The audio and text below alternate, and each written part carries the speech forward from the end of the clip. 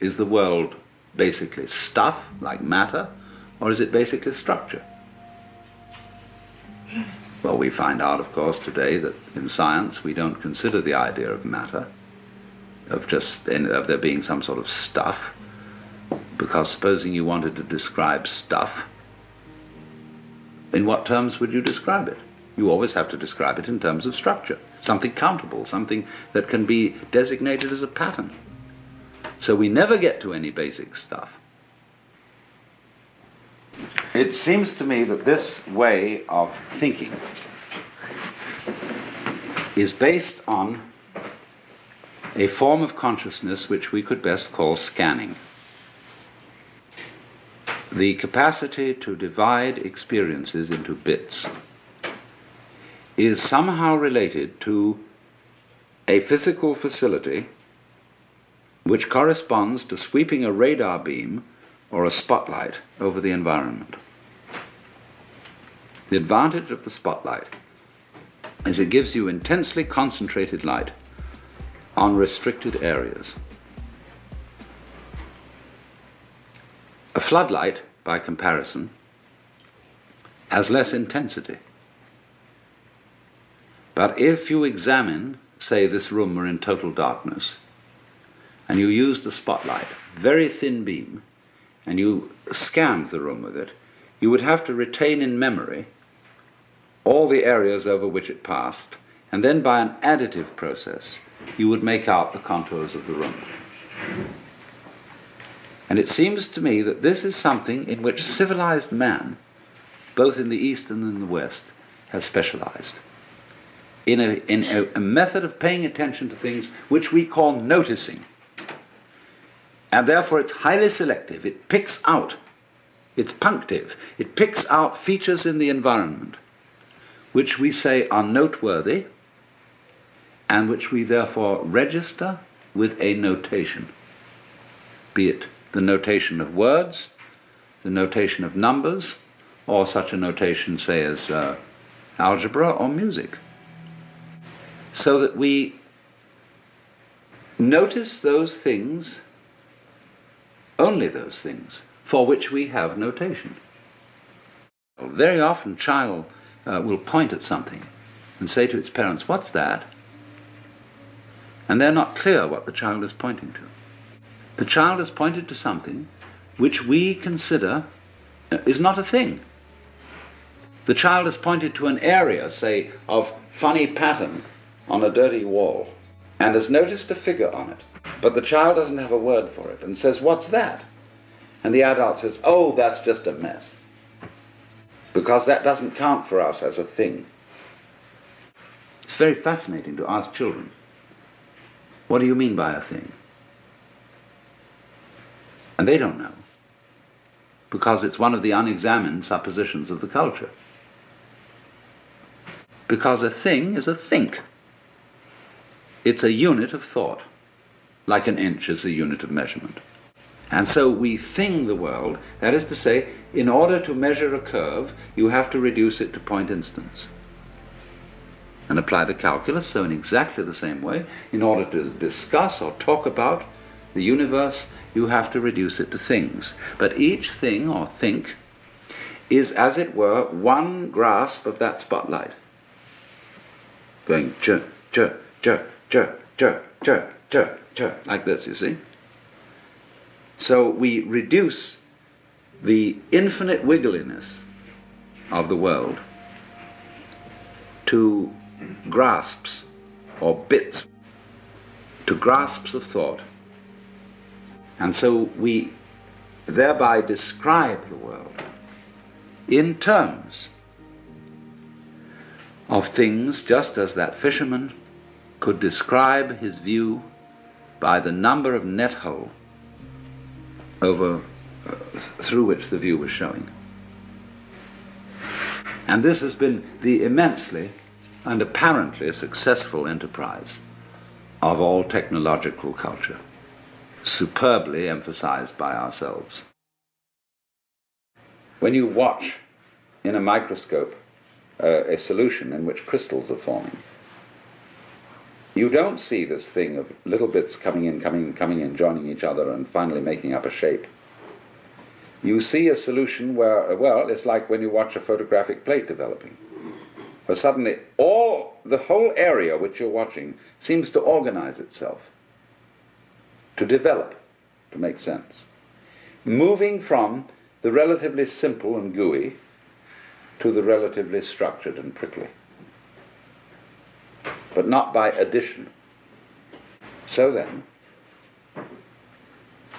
if we are trying to control and understand the world through conscious attention, which is a scanning system, which takes in everything bit, what we're going to run into is that if that's the only method we rely on, everything is going to appear increasingly too complicated to manage. There's an information explosion like a population explosion. How on earth are you going to scan all that information?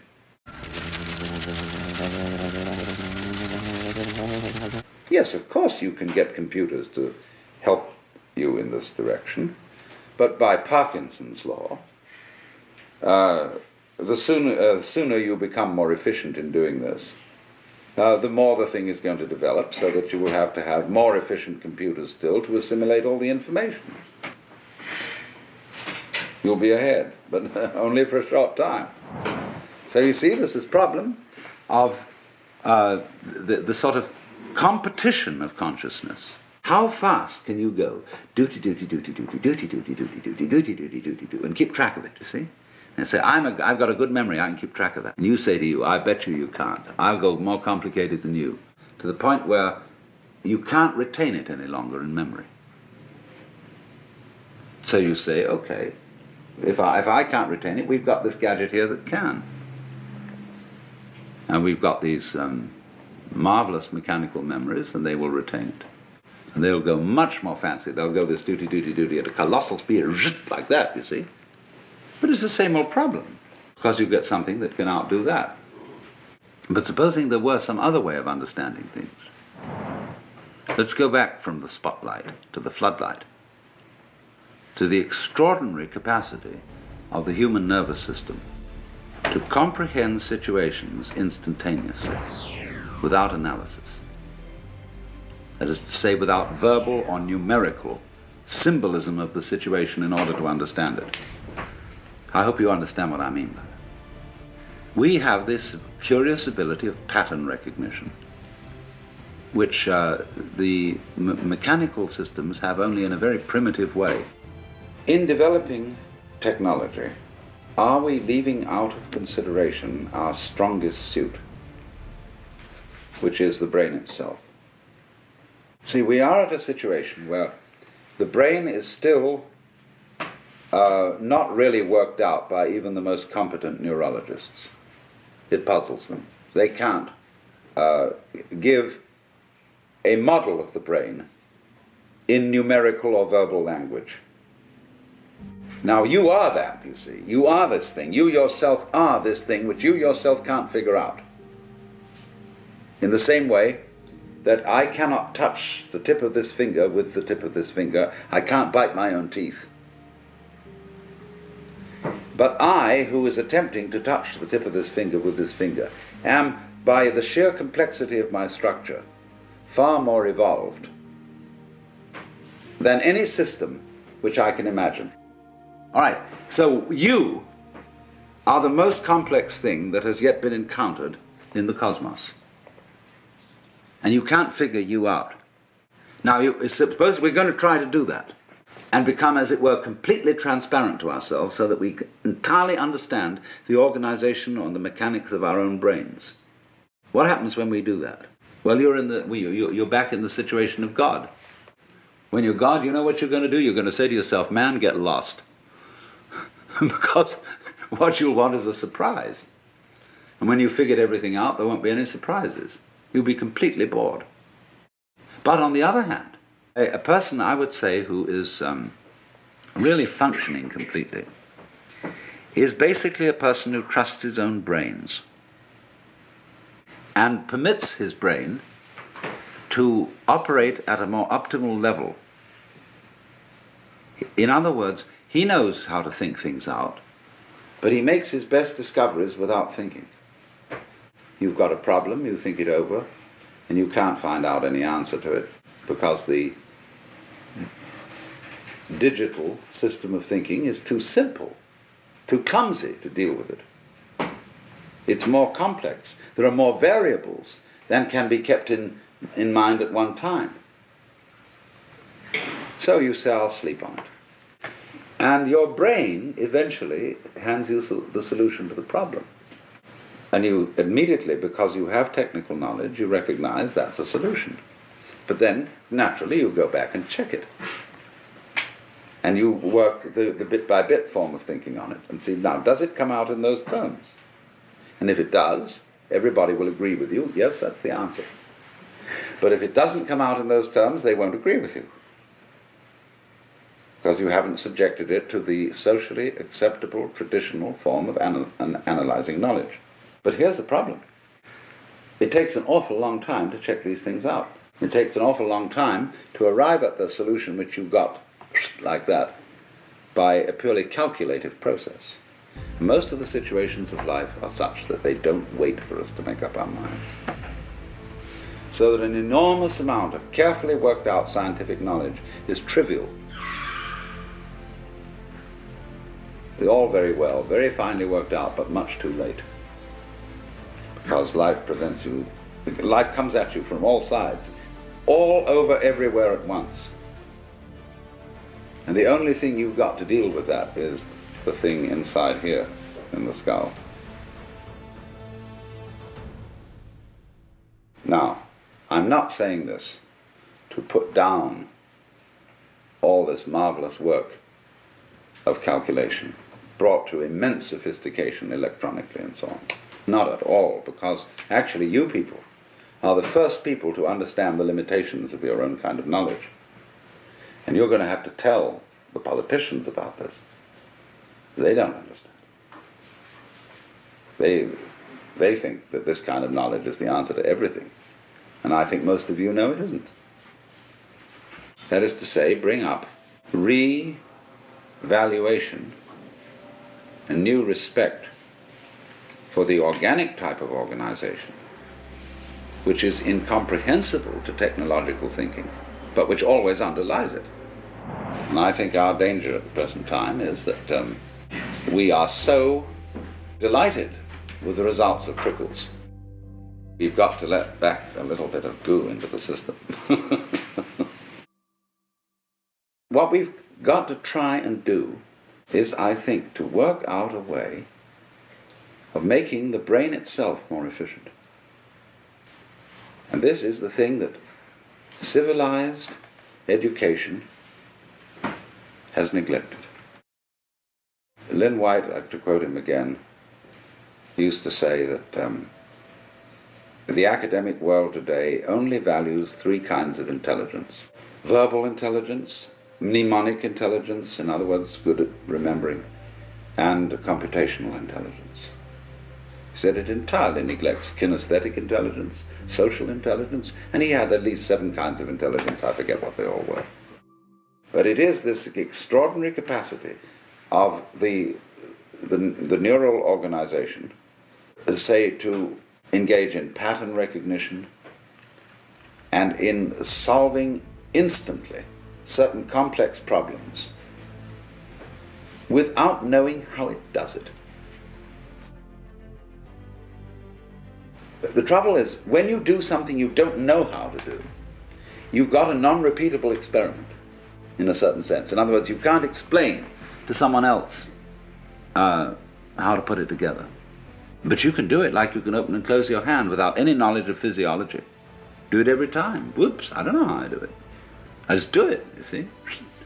So we have an enormous potential of intelligence, of knowing how to do all sorts of things, which, to the extent that we are academically minded people, we won't allow ourselves to do, because we can't explain it.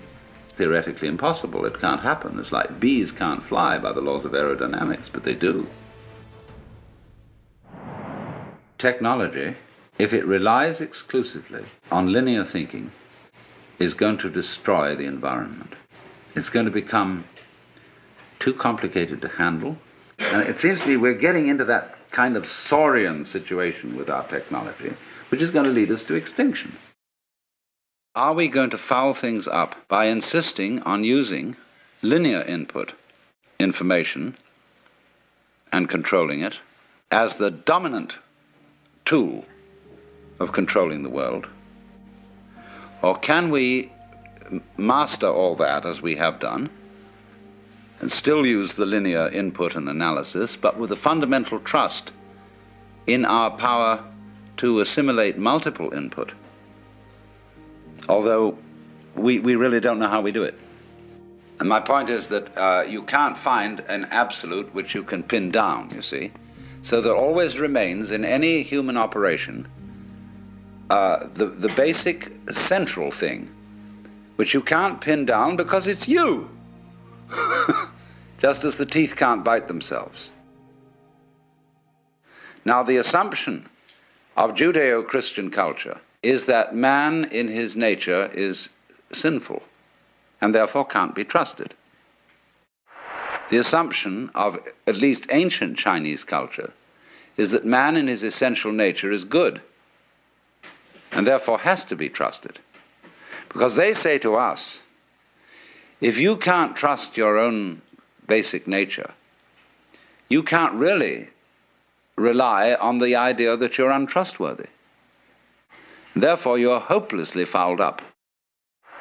This has amazing political and other consequences, this different assumption. If we say, no, we human beings are fallible and basically selfish and really fundamentally evil, and therefore we need law and order. We need a control system to put us in order. We thereby project these control systems into the church or into the police or into somebody who are really ourselves disguised. See, it's like daylight saving time. Everybody could simply get up an hour earlier. But instead of doing that, we alter the clock, because the clock is a kind of authority. And we say, well, the clock says it's time for you to get up. And the Amerindians laugh at the palefaces because they say, paleface, he doesn't know when he's hungry until he looks at his watch.